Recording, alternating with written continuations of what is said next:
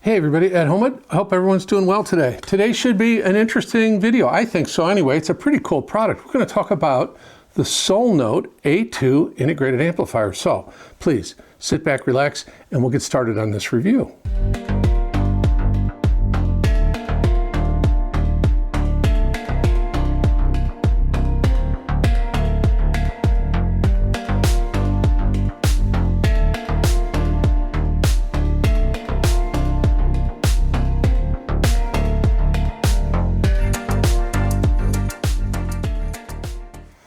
Well, before we get started, I'd like to give a big shout out to JC at Unveiled Audio in Vancouver, Washington. He was kind enough to send this unit to me for a review. If you're interested in high-end audio products, check out Unveiled. Their website will be linked in the pinned comment and in the video description. They do sell online and they do represent some really, really good brands. So reach out and see what JC's got to offer you. So the Soulnote A2 integrated amplifier. This is a regularly priced $8,000 unit. It's currently on sale at Unveiled Audio for $5,300. So if you're interested, check it out. I'll put specifications up here. The big thing for me on specifications, because you know I normally don't care about that, is the fact that it doubles its power into 4 ohms. That indicates to me that this is a high current, very dynamic amplifier, and indeed it is. We'll talk about that in the summary. So it is extraordinarily well constructed. Now, as we usually do, we're going to take a look at the front to back, and we're going to go inside and you're going to be able to see that. But what you need to know is, who is Soulnote? Well, Soulnote is a high-end Japanese audio company based in Kanagawa, Japan, and it was founded in 2004. There was a bunch of former Marantz employees and engineers, obviously with Sound United and Marantz and all kinds of other stuff. I'm sure there was some changes afoot, and they decided to go and start their own company. And it is built around the concept of what sounds good, not necessarily what measures good. And we're going to talk about that more when we talk about negative feedback and all kinds of other stuff. So let's talk about some of the design features of the Soulnote A2. So this amplifier is fully balanced, dual mono throughout, and you'll see when we go inside, it's got some beautiful construction and just amazing attention to detail. It offers lots of inputs and outputs, you'll see that. The key thing is the output stage it's a Class AB amplifier, but it's heavily biased into Class A, where you get the perfect waveform. So it runs a little bit warm, but it never gets too hot to touch. Big power supply, we'll see that inside. The key thing here is that part of the design philosophy is the strict avoidance of negative feedback. So why don't we do this? Why don't we take a moment and talk about negative feedback? So negative feedback is kind of a cheat code. So negative feedback helps even a crummy design, a poorly designed amplifier get good specifications, good low THD, flat frequency response, low signal noise ratio. It just, all right, THD, we as human beings have trouble hearing 1% THD. So if everything is less than 1%, it doesn't matter what the THD. Chasing these vanishingly low THD numbers actually ruins the sound of the product. And I'll talk about that in a second. Signal noise ratio. All right, we can all agree a CD player sounds great, right? Wonderful, clean, dynamic, great signal noise ratio. That's 96 dB signal noise ratio. The signal noise ratio is 96 dB or better. Who cares what it is beyond that point? This chasing these SINAD numbers of minus 150 dB is pointless. We can't hear it. Once it gets below 100 dB signal noise ratio, you're not going to hear it. So it doesn't matter chasing all of those crazy specifications. And what it does do is, by applying this negative feedback, what they do is they take a part of the signal and they feed it back in. They take a loop from the output, feed it back in to supposedly correct the signal. Yes, it improves THD. Yes, it improves frequency response, flat frequency response. Yes, it improves signal noise ratio. But the problem with it is, on paper, that looks great. On a screen, on an oscilloscope, that looks great. But music isn't made up of sine waves. It isn't made up of frequency sweeps. There are subtle timing cues in music that just aren't reproducible on a tone generator. And I don't care what anybody says. Oh, yeah, well, I do a full sweep of 20 to 20,000. It's still tones. It's not real music. So in real music, there is the very subtle timing cues, the sound of the picking on the string, the sound of the room. Those things they're gone when you apply too much negative feedback. And I'll give you a great example. When I did the topping B200 monoblocks, that actually is an amplifier design called nested feedback, and it has well over 100 dB of negative feedback going back through that thing.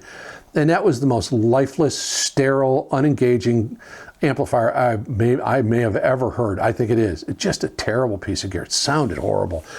And you know what? I'm going to get a lot of hate for that. It does. It sounds terrible. Too much negative feedback.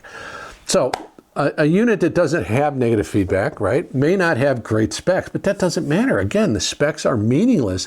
What's it sound like? Bottom line is, what does it sound like?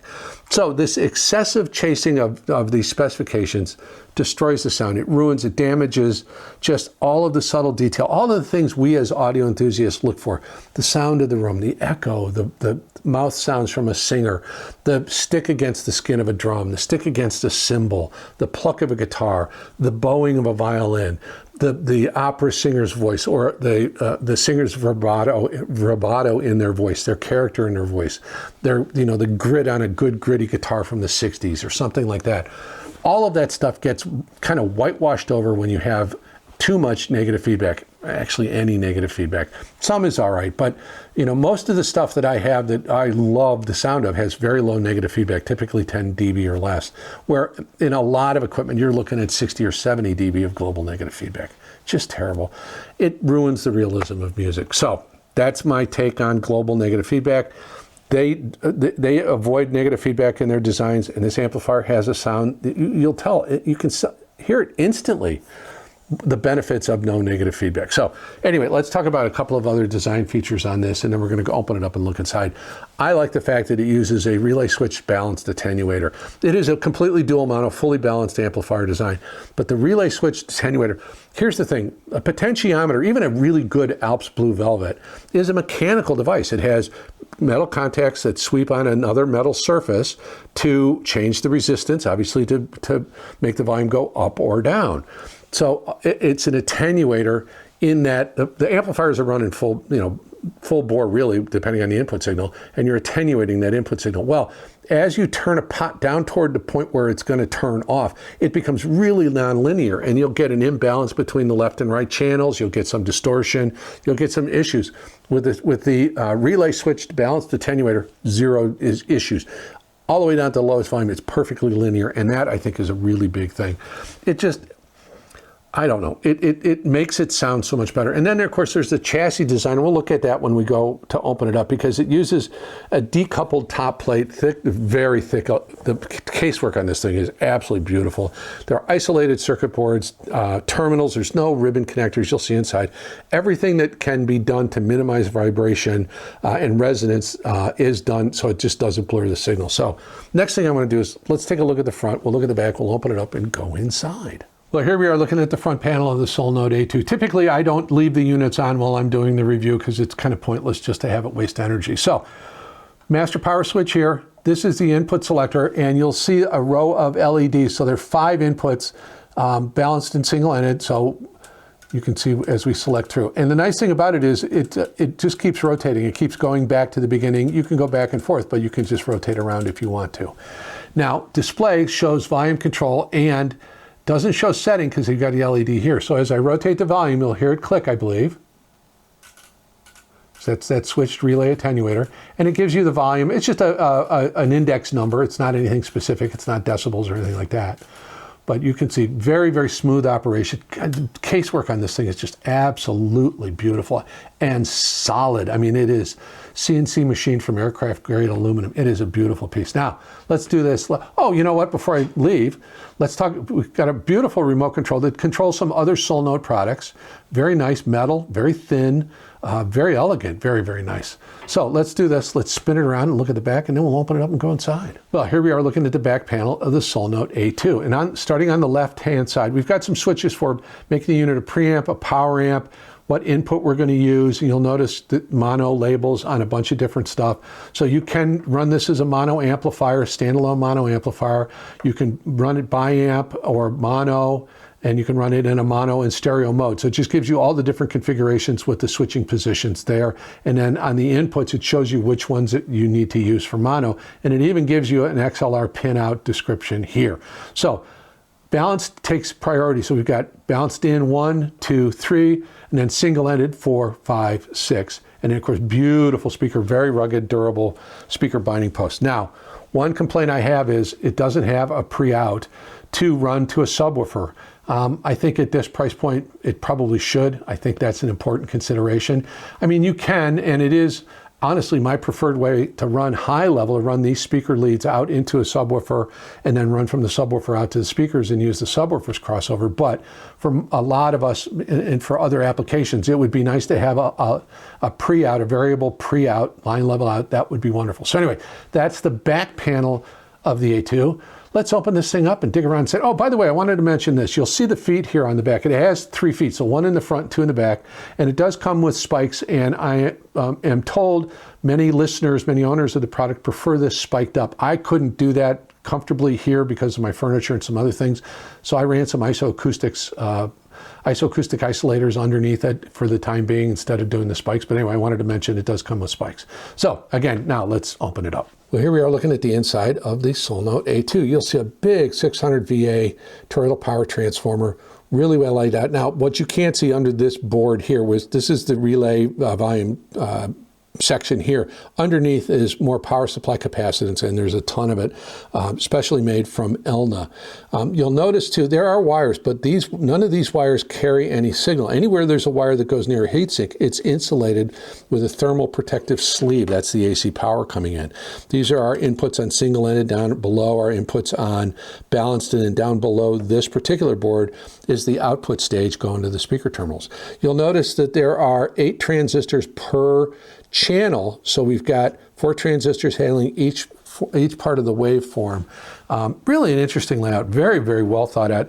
And again, this I think is an example, a great textbook example of precision Japanese engineering. Now, one thing I did want to show, and I'm going to put it back together just briefly, this is the top plate here that fastens down into the chassis, and I got to slide it in. So you know what, let me reconfigure and I'll come right back. So I was able to slide this portion back in, and then this rear panel holds it in place. But the thing that's really fascinating is this top panel floats. It's designed to move a bit so that there's no resonances inside, so it just floats. Really interesting design, very well thought out. As I said, every single decision on this was well thought out, well engineered, and done for a specific reason. So that's a look at the inside of the Soulnote A2. Well, as you can see from looking inside this thing, the engineering is absolutely magnificent. This is an absolute textbook example of precision Japanese engineering. As I mentioned when we look inside, everything was considered, every component, the placement of them, the way it's laid out, the boards, the configuration, where all the parts and pieces are, was completely thought out to achieve the goal of absolutely engaging musical sound. Really clean, very good, very detailed. You know, what you put in is what you get out, and as clean as possible. So just absolutely wonderful, really well designed. So what I'd like to do is let's talk about how I tested the unit. I'm going to talk about some of the music I used, and this is going to be a listening guide kind of music suggestions. And then I'll give you my final thoughts and wrap everything up. So I've been very fortunate in that I have a lot of really good high-end gear in here, speakers and things like that to test with this. And I wanted to find some synergies and you know, what sounded good with what and so forth and so on. So just on the speaker side of things, I have in the Martin Logan ESL 11As, the Impression ESL 11As, part of their Masterpiece series, big hybrid electrostatic speaker. I have the Magnepan 2.7Is. I also have the Magnepan 2.7X with the upgraded crossovers. I also have a pair of Buchart E50s in. I have a pair of Morels, and I forget the model number, I'll put it down here. I also have the Neil Blanchard design little speakers. I had a bunch of different stuff. I used my Wharfdales, I used my Magnepans, I used the Jamie Audio i602s. I put a lot of good speakers with it, and I will tell you, from synergies on it, this was exceptionally good with the Martin Logans. It had more than enough power to drive the Magnepans very cleanly, very detailed. That was a good combination. It sounded, I'm not sure anything sounds bad with the Buchart E50s. Those things are just magnificent, amazing sound. When I got to the little LRS, this was maybe a little cool, a little cold sounding. For sources, I used obviously the Live Harmony. I used the Singzer SU2 DDC reclocker, as well as the SMSL G1 master clock, which they sent in for me to review. I have in right now the Gustard R30 R2R ladder DAC, and I haven't used that with any of the clocks. I used it with the SMSL G1 master clock for a time. So really good high-end digital source. On the analog side of things, I use my analog rig, which is a Fluence RT85 Audio-Technica moving coil cartridge, Cambridge Audio Alva Duo phono preamp, and I also use the Vista Audio phono preamp. So that's what I did for sources and materials. So I tested it. I tried to match it up with a lot of different speakers. This was pretty friendly with most of them. The only issue, I really didn't have any issues. I think with the Magnepans, it was great. I had to attenuate the mid-range panel on the Magnepans. I had to put a 1 ohm resistor in there just to kind of tone things down. And I'll talk about the summary of it after I tell you a little bit about the music, but this is an extraordinarily detailed amplifier for sure. So let's do this. Let me tell you a little bit about the music I used, and then we'll summarize, and I'll be done with you. Now, real quick, as an addendum to the testing, I forgot to mention that for cabling on this, I did use the Crescendo Audio power cable. I did use Crescendo Audio speaker cable, and for some of the digital interconnects, I did use Crescendo ASEBU cable and digital coax cable. The rest of the time, I was using Wire World or Advanced Paris link cables, so premium cables. I just wanted to work that in real quick. I forgot to mention it. So all the music I used for this, or I'm going to recommend for this listening guide, came from the Old Guy Hi-Fi Test Tracks Volume 1 playlist, and there will be a Qobuz and title link in the video description for it. So the first track I used was from a band called Trip Switch. Actually, it's probably one guy. Track called Harmonic Mean. And this is a really, really interesting, very ambient, kind of down-tempo, chill sort of electronica. And the texture of this, it's very ethereal. The synths are very ethereal, very atmospheric. And then it's kind of very, like I said, atmospheric sort of sound, and then this glitchy sort of percussion, and it's really cool. It's very kind of a different take on things. The dynamics on it's got a very smooth rhythmic blend. It's got this very floaty kind of feel. As I said, it's very ethereal, very atmospheric, almost kind of, not necessarily cinematic, but kind of, what do I want to call it? Ambient, just pure ambient, not just ambient electronica, almost kind of Brian Eno ambient kind of stuff, but with some interesting things. It's not music without a beat. It does have a rhythm to it, but it's you got to hear it. You'll understand the minute you hear it. And from a spatiality standpoint, this has got a very wide stereo. There's things move from left to right channel, and you'll get a very smooth pan across. It's on some, depending on your system, on some systems, it'll be in the right channel, and you hear it, it kind of disappears, and then all of a sudden pops up on the left channel. With this amplifier and this particular track, the movement is absolutely dead smooth across. There's never a dip in the center or anything like that. It just moves back and forth. The speed is correct, everything is correct, height is correct, and the stereo image on this is huge and very, very immersive. It's a great track for that. It's, again, Trip Switch. The track is Harmonic Mean. Well, you guys know, I should know by now, that I'm a sucker for female vocalists, and so this track is just absolutely one of my favorites. It is Sade, and it is Smooth Operator. It is an amazing track. It's one of those beautiful, smooth jazz. Just the vocals are so smooth. Her voice is so stunningly smooth, and it's very detailed. It's a great recording. It's very intimate. She's very forward in the mix, obviously. The instruments, there's a very sultry saxophone in here. There's very soft percussion, a very interesting and very warm kind of electric piano sound, but it all weaves in and out with her vocals and her song and her intonation in the song, and you know, the syllables that she's emphasizing and things like that. The tonal character of this song is just warm and elegant, very elegant. It's like you're at a very high-end cocktail party. Just lovely sound, very balanced mix, a wonderful recording. Her voice is so detailed, and you'll hear breath sounds, and you should, you know, again, the syllables that she's emphasizing, and it's just that incredibly smooth delivery, and how the instruments behind her just kind of support that and hold it up and prop it. Just, oof, what a great track it is. Again, Sade Smooth Operator. Now the next artist is one that is an absolute true favorite of mine. I think one of the top 3, 4, 5 guitarists on earth. I've been fortunate enough to see him live on a number of occasions. It is Carlos Santana, and it is a track called Bella. And this is not a typical Santana rock song. This is very much more of a thoughtful piece. His guitar is kind of, it's very creamy. He has his own distinct sound, and there's no question you can tell it's Carlos Santana playing, but it's very sustaining the guitar, the notes, and the way he holds those notes. And it's very expressive. It's much more intimate. It's much more delicate. It's much more, I guess, thoughtful. Really interesting. And the rhythm, it's got this beautiful, lively Latin percussion to it. It's very tight bass and drums. It has that wonderful Latin, just that movement, that pace that you get with a really good Latin rhythm section.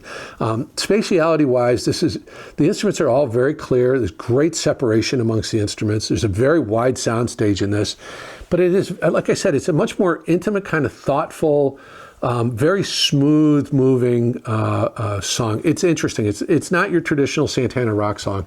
And that's one of the reasons why I love it. You can get to hear kind of his skills on the guitar. His chops are just amazing. So again, Carlos Santana, Bella is the track. Well, for the last track, this is actually off of a soundtrack album called 7 Worlds, 1 Planet. It was a BBC television series, kind of like Planet Earth. And it was a Hans Zimmer sort of led production, but it was Hans Zimmer and Jacob Shea. And this is actually a Jacob Shea composition called Battling Muskox. And I know it sounds weird, but it is dynamic and beautiful. The instrumentations, you got a full orchestra and you got them going. They start out slow, but they really rock. They get going. Remember, a full-blown orchestra at full crescendo can reach 120 decibels. That's how loud acoustic instruments can play. You got brass and everything else in there. So it's a full orchestra. You got strings, you got brass, you got percussion. The dynamics on this, there's just super wide swings.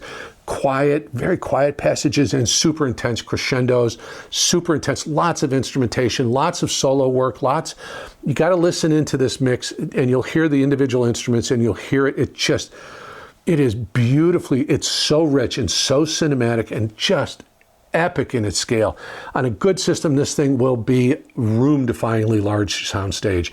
It will have good depth and good instrument placement, even though this was recorded on a soundstage, a big soundstage, not necessarily in a concert hall. So the room acoustics are a little bit different than you would expect in a concert hall. So the things that you want to focus on this track is the dynamics. So from a whisper to an absolute thunderbolt, it is a really good, and on a really good system, you'll get those transients, and they will be aggressive, and they will grab you by the scruff of the neck, and they will say, I'm here. Very good, very dynamic, incredibly well recorded. And again, with a good high current, high power amplifier, you'll get all of that power, you'll get those dynamics, and it will wake you up, I promise you. So again, from the movie the soundtrack Seven Worlds, One Planet, Jacob Shea's track, Battling Muskox. So the Soulnote A2, what do I think of it? Well, this is, and I think I've said it probably a couple times, this is an absolute textbook example of precision Japanese engineering, and I mean that in the best way possible. There's no knock there. I worked for a 100-year-old Japanese company, an optoelectronics company, for 15 years before I retired, and so I've worked with Japanese engineers, and I understand the mindset and the philosophy, and it is. You have a design philosophy, and Soulnote has a distinct design philosophy that they pursue, and they'll pursue that design philosophy to its point of perfection. And that's really what you've got here is the Soulnote design philosophy executed perfectly. It is a very precision instrument. Everything that went into it, and I talked about it when we were inside, every decision made on this amplifier was considered and thought about. And, what were the consequences of if we do this? What if we choose this component versus this component? How does it change if we move the circuit board here or there or whatever? All of that was considered. So what you wind up with is an incredibly detailed and very accurate amplifier. It is very accurate. It is a microscope into whatever you plug into it. If you plug something bad into it, you're going to get it. If it's not, if the device you plug into it is even slightly substandard, you're going to hear it. This is incredibly revealing and incredibly detailed. It is not, you know me, I'm Mr. Warm Smooth. This is not that kind of sound, but I can appreciate it because it is revealing to the source. So if you have a really good stream, you know, I use Artivano, you run it into a really good DAC, the Live Harmony, or the really, and I'm just starting to play with the Gustard R30, you know, R2R DAC, a $3,500 DAC. You'll hear what that product can do.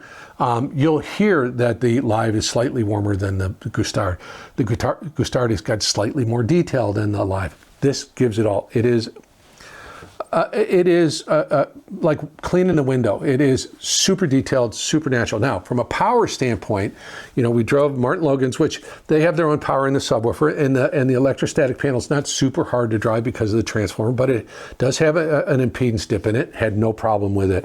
And the sound on the Martin Logan's was very good and very clean and very detailed. The ESL panel, the electrostatic panel on those is very detailed to begin with. On its own, but it has a slightly warm character. This super detailed, maybe slightly cool character, but immense amount of detail. Now, on the Buchart E50s, those things sound amazing on everything. That is a wonderful little bookshelf speaker, $500, something like that, stand mount speaker. That's remarkable. This was a very good combination. Again, excellent retrieval of detail, plenty of power to get good bass out of those speakers, and they do deliver bass really, really well.